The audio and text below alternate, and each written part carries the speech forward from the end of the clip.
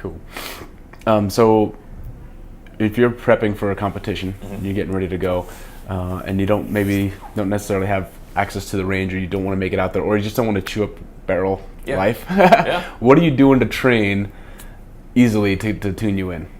So that's a really good question. I am a huge proponent of dry fire. At the house, in the backyard, wherever you can do it. You don't necessarily need a lot of space for it.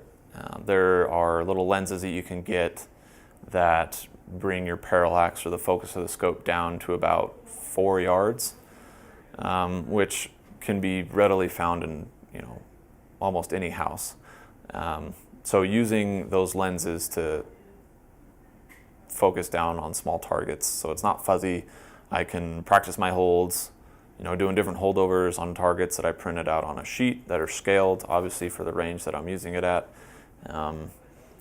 Shooting off ladders, couches, anything that you have around the house is going to benefit you because it's going to put you in a different position. And, the more positions that you're exposed to, the more prepared you are for, whatever it may be, a match or a hunting scenario or, whatever it is. So coming up to a match, and just due to my schedule recently, I don't get out to the range a whole lot. So that's a kind of a really good question because that's the exact scenario that I'm in right now. So I'll try and get in at least 15, 20 minutes of dry fire practice a day, starting preferably at least 2 weeks out from the match.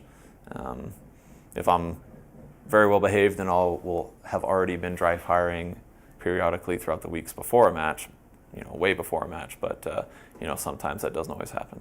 But a couple weeks, definitely try and hit it every single day. Working a lot of timed drills, so I'll do something that a friend and I came up with called the 12-second drill. So you stand behind whatever barricade, and you're aiming at about a 2 MOA target, and you have 12 seconds to build your position and break a good shot on that 2 MOA target. So the 12-second drill, what it reinforces is being efficient in building your position and not sacrificing any accuracy. So a 2 MOA target for positional isn't huge, but it also isn't very small. I mean, it's a nice balance, I think. So if you're starting off, maybe start with a 3 MOA target just to kind of get your feet under you and get comfortable with it. Because if you're starting off cold, even for me, sometimes I don't make it in 12 seconds. So it's kind of a warm-up drill. Build your position, break a good shot. So a lot of drills like that. I also like just run up and down the stairs or do some squat jumps or burpees and then go into my stage. So I'm shooting with an elevated heart rate because if you've shot any kind of competition or hunting or anything like that, there's a little bit of anticipation, especially at the beginning of the day. And if you come into a stage, your heart rate's probably going to be elevated. Especially if you're a new shooter, you're probably going to have an elevated heart rate for the majority of your match stages. And then once you settle in, it'll get a little bit smoother. But just practicing shooting with a heart rate that's elevated changes a lot of things. It changes maybe the way you get into some positions.